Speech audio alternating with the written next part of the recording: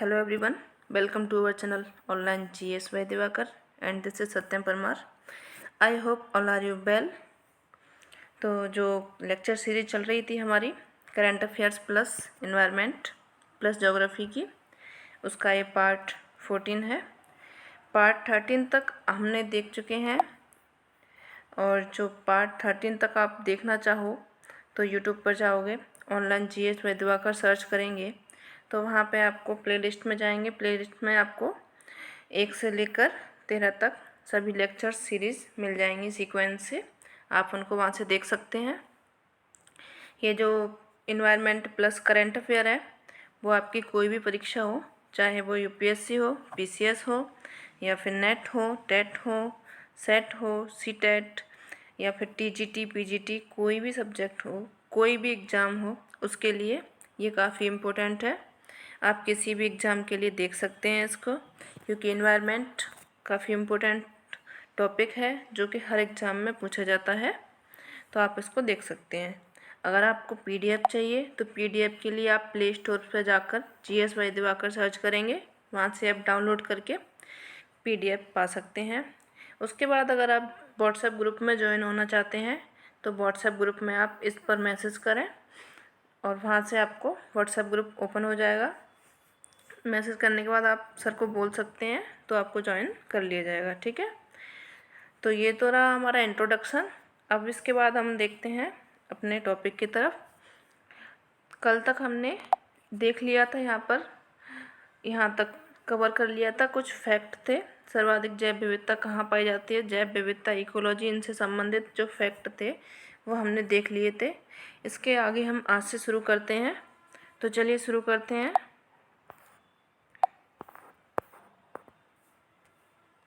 सर्वाधिक प्रजाति विविधता किस भौगोलिक क्षेत्र में पाई जाती है? तो ये सबसे ज़्यादा विविधता कहाँ, डाइवर्सिटी कहाँ पे पाई जाती है प्रजातियों की? तो ये भूमध्य रेखीय प्रदेश में पाई जाती है। जैव विविधता का भंडार उपमा किस भौगोलिक क्षेत्र को प्रदान किया गया है?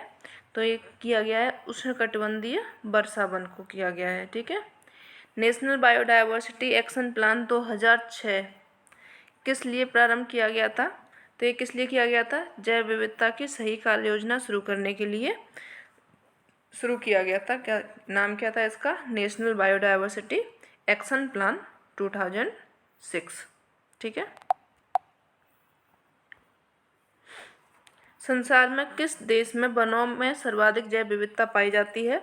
तो सबसे ज़्यादा वनों में जैव विविधता कहाँ पाई जाती है? ब्राज़ील में पाई जाती है। ये क्वेश्चन आपका बार बार पूछा जाता है, कोई भी एग्जाम हो उसमें ये बहुत पूछा जाता है, ठीक है। वैश्विक जैव विविधता का कितना प्रतिशत भाग भारत में पाया जाता है? तो वैश्विक जैव विविधता कितना परसेंट है? 7.5 से 7.5 से 8.0 तक पाया जाता है। हॉटस्पॉट की अवधारणा के प्रतिपादक कौन थे? हॉटस्पॉट की अवधारणा किसने दी थी? नॉर्मन मायर्स ने दी थी। कब दी थी? 1988 में। देश के किस भाग को जैव विविधता का द्वार यह संज्ञा प्रदान की गई है? जैव विविधता का द्वार किसको कहा जाता है? पूर्वोत्तर के राज्यों को, ठीक है। लिविंग प्लेनेट सूचकांक क्या है? जो लिविंग प्लेनेट है वो क्या है? तो जो जैव विविधता की एक स्थिति का सूचक है कि कौन से कितने परसेंट पर आती है या फिर कितना किसका परसेंट है, ये जैव विविधता के लिए किया जाता है सूचकांक, ठीक है।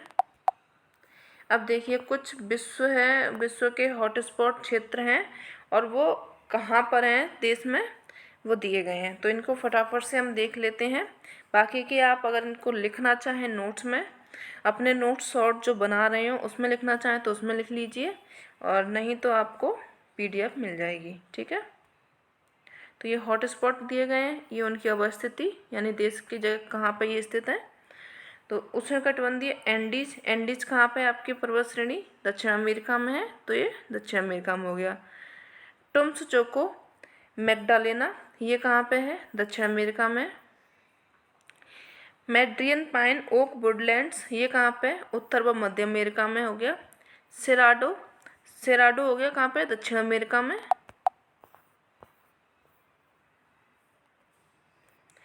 चिली शीतकालीन वर्षा तथा बाल्डिवियन वन ये कहाँ पे है? चिली आपका कहाँ पे है? दक्षिण अमेरिका में, तो ये दक्षिण अमेरिका में हो गया। अटलांटिक वन भी दक्षिण अमेरिका में हो गया। मेसो अमेरिका कहाँ पे हो गया? मेसो कहाँ हो गया? मध्य अमेरिका में हो गया, उत्तर व मध्य अमेरिका में। कैरेबियन द्वीप कहाँ पे है?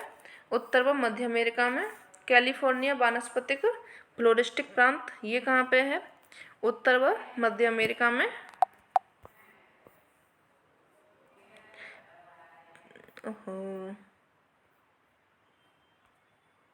पश्चिमी अमेरिका के गिनी वन ये कहाँ पे है? अफ्रीका में। केप वनस्पतिक क्षेत्र ये भी अफ्रीका में है। रसीला कारू ये भी अफ्रीका में है। मापुता लैंड, पोडोलैंड, अल्बानी ये अफ्रीका में हो गया आपका।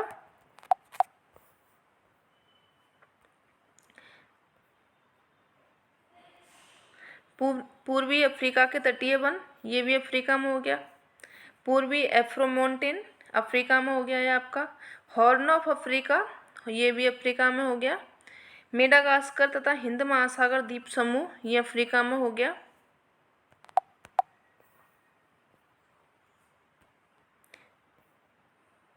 भूमध्य सागरीय बेसिन ये आपका यूरोप एवं मध्य एशिया में हो गया। काकेसस कहाँ पे है आपका? यूरोप एवं मध्य एशिया में। ईरानो अनातोलियन ये आपका यूरोप एवं मध्य एशिया में हो गया। मध्य एशिया के पर्वत यूरोप एवं मध्य एशिया में। पश्चिमी घाट एवं श्रीलंका दक्षिण एशिया में हो गया। हिमालय ये भी दक्षिण एशिया में हो गया। दक्षिण पश्चिम चीन के पर्वत पूर्वी एशिया में। इंडो बर्मा दक्षिण एशिया में। सुंडालैंड ये आ गया दक्षिण एवं पूर्व एशिया तथा एशिया प्रशांत में आ गया। बालेशिया आपका दक्षिण पूर्व एशिया एवं एशिया प्रशांत में आ जाएगा। फिलीपाइंस आएगा आपका दक्षिण पूर्व एशिया एवं एशिया प्रशांत में आ जाएगा। जापान पूर्वी एशिया में पहुंच जाएगा। दक्षिण पश्चिम ऑस्ट्रेलिया ये दक्षिण पूर्व एशिया तथा एशिया प्रशांत में आएगा। पूर्वी मेलेनेशियन द्वीप ये आएगा आपका दक्षिण पूर्व एशिया तथा एशिया प्रशांत में। न्यूजीलैंड आएगा आपका दक्षिण एवं पूर्व एशिया तथा एशिया प्रशांत में आ जाएगा। न्यू कैलेडोनिया ये दक्षिण पूर्व एशिया तथा एशिया प्रशांत में आएगा। पॉलिनेशिया माइक्रोनेशिया दक्षिण पूर्व एशिया एवं एशिया प्रशांत में आएगा ये। पूर्वी ऑस्ट्रेलिया के वन ये दक्षिण पूर्व एशिया तथा एशिया प्रशांत में आएगा ये भी। उत्तरी अमेरिकी तटीय मैदान एवं ये कहाँ पे आएगा आपका? उत्तर एवं मध्य अमेरिका में। तो ये हो गए आपके विश्व के 36 हॉटस्पॉट क्षेत्र जो कि हमने उनकी स्थिति अवस्थिति जो कहाँ पर स्थित है और हॉटस्पॉट उनके नाम से जाना हमें, ठीक है। अब आप आगे देखते हैं इन सीटू एवं एक्स सीटू संरक्षण क्या है। तो इसमें जैव विविधता को संरक्षण दो तरीकों से किया जाता है, in situ and ex situ. तो इन सीटू के बारे में जान लेते हैं। इन सीटू संरक्षण क्या होता है? इन सीटू संरक्षण वह है जिसमें पौधों अथवा जीवों का संरक्षण वहीं किया जाता है जहाँ भी प्राकृतिक रूप से पाए जाते हैं। ऐसा होता है कि अगर कोई पौधा है जो कि हमारी इस मिट्टी पर लग रहा है, ठीक है, और इसकी यहाँ पे हमने पौधा लगाया, छोटे छोटे जो पौधे लगती हैं वो लगाए। अब इनका संरक्षण हम यहीं पे करेंगे, यहीं पे इसको बड़ा करेंगे, ग्रोथ करेंगे, यहाँ पे इसकी देखभाल करेंगे। जैव विविधता संरक्षण की दृष्टि से इन सीटू को संरक्षण के बेहतर तरीका माना जाता है। यानी कि जो इन सीटू जो संरक्षण है उसको बेहतर माना जाता है किससे? एक्स सीटू से। अब एक्स सीटू में क्या होता है? एक्स सीटू में होता है संरक्षण पौधों अथवा जीवों का संरक्षण किसी अन्य सुरक्षित स्थान पर ले जाकर किया जाता है। इसमें क्या होता है, जैसे कोई पौधा है यहाँ पर उगाया या फिर हमने बोया, छोटा सा पौधा हो गया, वो उसको उखाड़ कर हम ले गए दूसरी जगह, हम इसका संरक्षण करने लग गए, वहाँ पे इसको बढ़ाया, तो ये हो गया एक्स सीटू की। अब एक जगह से ले जाकर दूसरी जगह पर हम इसका संरक्षण कर रहे हैं, ये हो जाएगा एक्स सीटू। तो ये कम अच्छा है बजाय इन सीटू के। अब कुछ से और शब्द दिए गए हैं, उनकी व्याख्या भी दी गई है। संरक्षित क्षेत्र की श्रेणियाँ, इसमें दिया गया अभ्यारण्य। अभ्यारण्य क्या होता है इसके बारे में बताया गया है। देखते हैं अभ्यारण्य क्या है। यह एक पर्याप्त पारिस्थितिकी जीव जंतुओं या वनस्पति संबंधी भूआकृतिक या प्राकृतिक महत्व का क्षेत्र होता है। इसमें क्या किया जाता है, पारिस्थितिक, जीव जंतु, वनस्पति संबंधी एवं भूआकृति हो जाएगा इसमें, जो कि वहाँ का बनावट बसावट मिट्टी जल सब आ जाएगा। प्राकृतिक महत्व का क्षेत्र होता है। अभ्यारण्य की घोषणा वन्य जीवों या उनके पर्यावरण की रक्षा विकास के प्रचार के उद्देश्य से की जाती है। कोई जगह जिसको अभ्यारण्य बनाया जाता है उसकी घोषणा की जाती है, किसके द्वारा किया जाता है, वो वन्य जीव हो गए वहाँ के, उनकी रक्षा किस प्रकार करनी चाहिए पर्यावरण की, उनके विकास करना चाहिए और इसके कैसे उसका विकास करें, किस तरीके से उसमें रूल बनाए जाएं, इससे हम अभ्यारण्य की घोषणा करते हैं। अभ्यारण्य के रूप में चिन्हित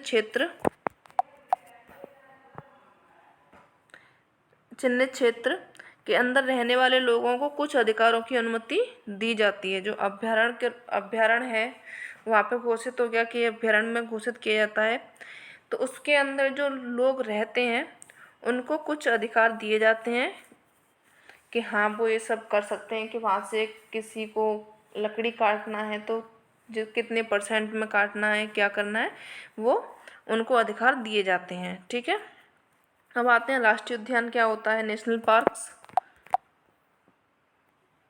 पार्क एक अभ्यारण्य की तरह ही राष्ट्रीय उद्यान को भी वन्य जीव या इसके पर्यावरण की रक्षा, प्रचार या विकास के उद्देश्य से घोषित किया जाता है। इसको भी क्या किया जाता है, वन्य जीव हो गया, उसकी रक्षा करना पर्यावरण की, इसके विकास के लिए घोषित किया जाता है।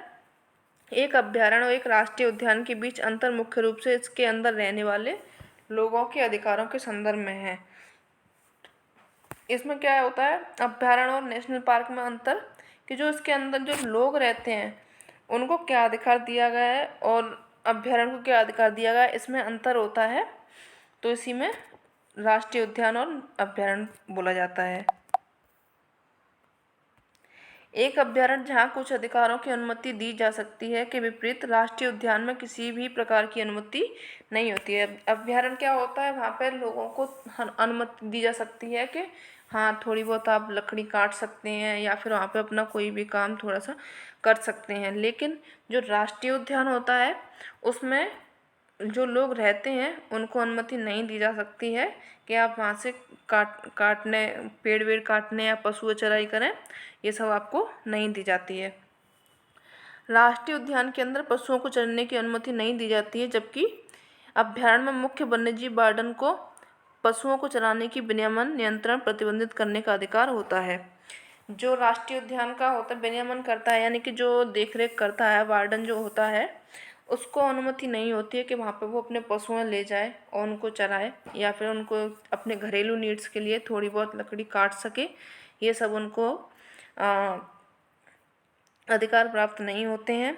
लेकिन जो अभ्यारण्य होता है उसमें उनको ये अधिकार प्राप्त होता है। जो वार्डन होता है, वहाँ की जो देख रेख करता है, उसको अधिकार होता है कि वो वहाँ पे अपने पशु ले जा करके चरा सकता है, अपने घरेलू नीड्स के लिए लकड़ी भी बीन सकता है वहाँ से। तो ये राष्ट्रीय उद्यान और अभ्यारण्य में अंतर हो गया। अब आते हैं संरक्षण रिजर्व, कंजर्वेशन रिजर्व में क्या होता है। राज्य सरकार द्वारा सरकार के स्वामित्व वाले किसी भी क्षेत्र को संरक्षण रिजर्व घोषित किया जाता है। किसके द्वारा किया जाता है, ये राज्य सरकार के द्वारा किया जाता है। विशेष रूप से राष्ट्रीय उद्यान और अभ्यारण्यों से सटे क्षेत्र को उन क्षेत्र जो एक संरक्षित क्षेत्र को दूसरे से जोड़ते हैं। जो राष्ट्रीय उद्यान हो गया, ये अभ्यारण्य हो गया, इनसे जो सटे क्षेत्र हैं उनको संरक्षण रिजर्व में लिया जाता है। ऐसे क्षेत्रों को चिन्हित किए जाने की घोषणा स्थानीय समुदायों के साथ विचार विमर्श के बाद ही की जानी चाहिए। जो अगर हम किसी क्षेत्र को राष्ट्रीय रिजर्व, संरक्षण रिजर्व या कंजर्वेशन रिजर्व हम घोषित कर रहे हैं, तो जो वहाँ के जो समुदाय या लोग रह रहे हैं उनसे विचार विमर्श जरूर करना चाहिए। ये सिर्फ बोल रहे हैं, इतना नहीं होता है।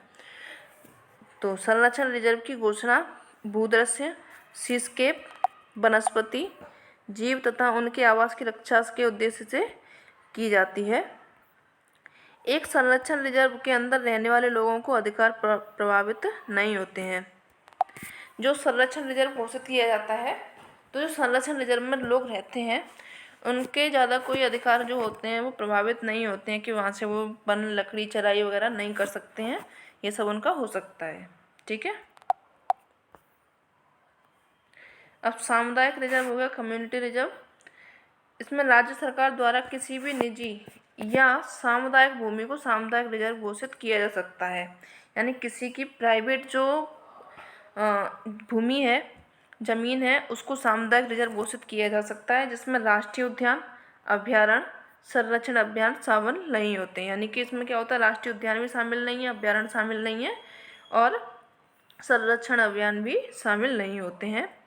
सामुदायिक रिजर्व के तहत व्यक्ति विशेष या समुदाय वन्यजीव और उनके निवास स्थान के संरक्षण के लिए स्वेच्छा से कार्य करते हैं। ये उन जो समुदाय रिजर्व घोषित किया जाता है, जो जिस मनुष्य का वो ह्यूमन बीइंग का है वो भूमि, उसकी स्वेच्छा से ये कार्य किया जाता है। एक संरक्षण रिजर्व की तरह ही सामुदायिक रिजर्व के अंदर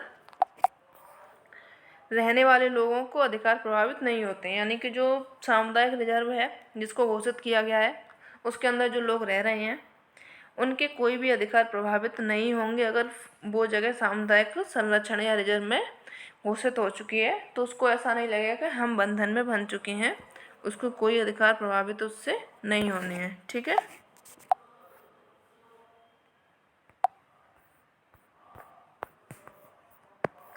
तो ये आज का सेशन सिर्फ इतना ही।